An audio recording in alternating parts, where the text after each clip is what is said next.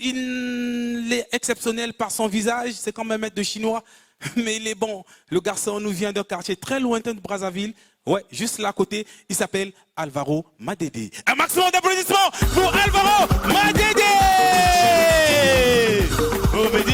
Aïe, aïe.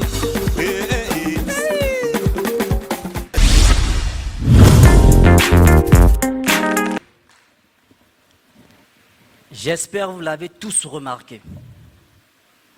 Je suis habillé.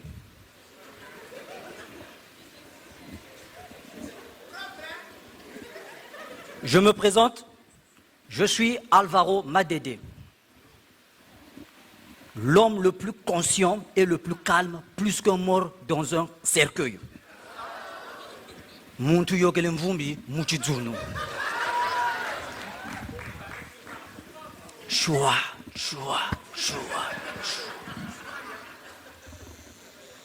Je suis le cousin à mes cousines. Je suis le collègue à mes collègues. Je suis l'oncle à mes neveux et le neveu à mes oncles. Je suis le fils à ma mère. Mais je doute fort que je sois le fils à mon père.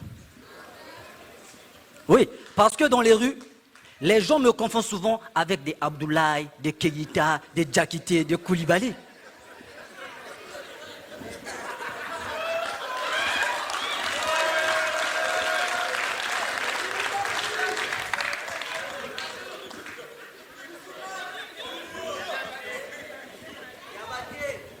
Choua.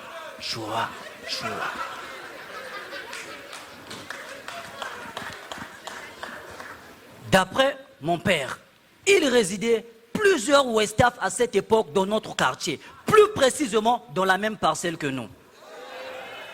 Alors je me pose des questions. Peut-être que je suis un auxiliaire dans la famille Madede, communément appelé Mwana Nyoka, Mwana Mbandaba Boko Lakate. S'il vous plaît, allez y réfléchir. Mais mon soi-disant père me disait choua.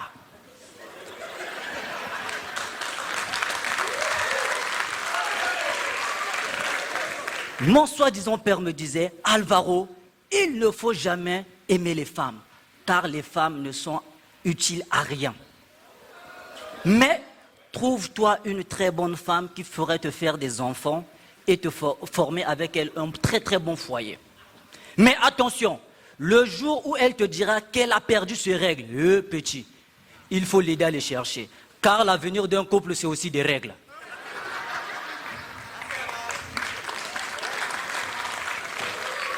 Mon soi-disant père me disait,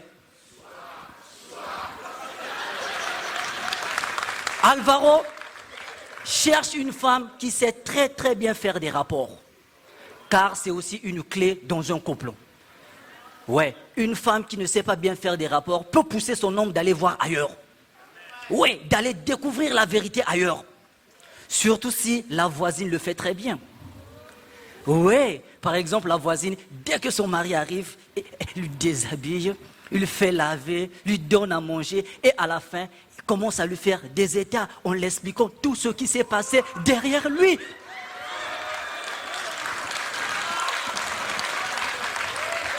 Donc, mon soi-disant père me disait, Alvaro, il ne faut jamais draguer une fille militaire. Car les militaires sont les seuls fonctionnaires au monde qui exercent un travail très, très, très ingrat. Ils sont souvent couronnés à titre posthume, cadavre, trophée. Et aucun jour tu verras un membre de la famille accompagner un agent militaire en plein champ de bataille. Par exemple, vous avez payé pour assister au spectacle. Dans les concerts de certains artistes, les gens payent. Dans les matchs de football, les gens payent. Mais à aucun jour, vous verrez des gens payer pour aller assister à une guerre quelconque. C'est fou. Mais mon soi-disant père me disait, Alvaro, il ne faut jamais draguer la fille d'un chauffeur. Pas n'importe quel chauffeur, hein, mais un chauffeur. Les chauffeurs de bus. Surtout ceux qui font la ligne de Sadelmi, PK. Ces gars, on ne les comprend pas. À quel moment ils sont deuil et à quel moment ils ne le sont pas.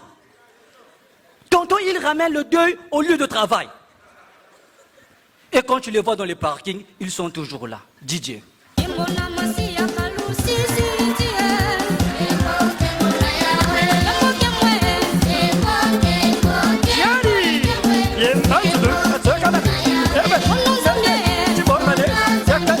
Merci DJ.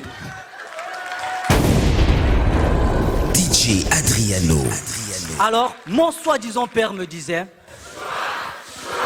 Alvaro, trouve-toi une très très bonne femme qui sait cuisiner, faire la gastronomie congolaise. Car la gastronomie congolaise est la meilleure gastronomie au monde. S'il vous plaît, applaudissez pour nos femmes et pour nos mamans. Ouais, c'est une gastronomie dont l'humanité n'a jamais connu.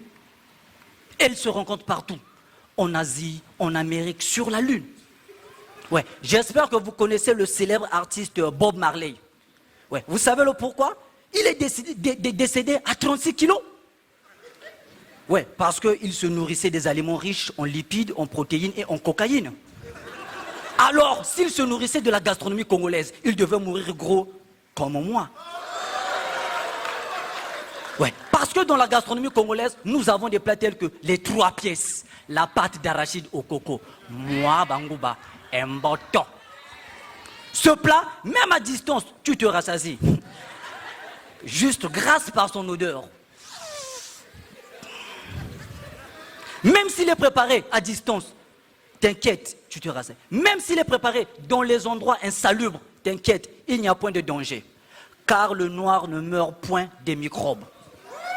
Oui, et un adage ici au Congo le corrige. Ndombi Ngoloye. Ouais, dans la gastronomie congolaise, nous avons des plats tels que le matembele. Un aliment très très très riche en fer.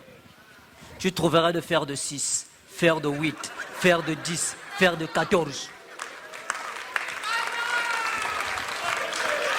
Ouais. Dans la gastronomie congolaise, nous avons des plats tels que des tubercules salés aux arachides appelés mbouata. De la brède fermentée. Ce plat présente 2 couleurs, noir et jaune, celui de l'équipe la plus populaire au Congo, Diable Noir. Ouais. Dans la gastronomie congolaise, nous avons des plats tels que le ngoki, alias Lacoste.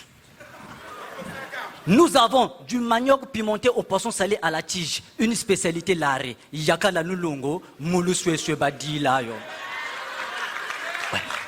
Dans la gastronomie congolaise, nous avons des nkassa, communément appelés petits pois. Bien préparés par une mère bembe. Mon frère, je te le rassure, hein, dès que tu le prends à 23h, 24h, 25h, rassure-toi que tu ne fermes pas l'œil toute la nuit. Tu ne ferais que défiler d'aller aux toilettes. Car une personne qui souffre de la diarrhée ne craint point la nuit et ne s'éloigne jamais des toilettes. Alors, dans la gastronomie congolaise, nous avons un plat communément appelé moussaka, les noix de palme, mouabangaji. Bien préparé par une mère. Mais attention, ce plat à ne pas le consommer pendant que la femme est en... C'est à vous de voir. Mais dans la gastronomie congolaise, nous avons un plat à la une. Ce plat se prépare en tout, se mange en tout. Bouillon, sauce, moi, bangouba, ya vumbu, on passe. Mais les consommateurs se disputent toujours la tête. Ce plat est appelé le nyamasi mandako. Le maître d'épaisse, kondoko, kiwai, mbruma, le chat. Bonne continuité. Alvaro Madede.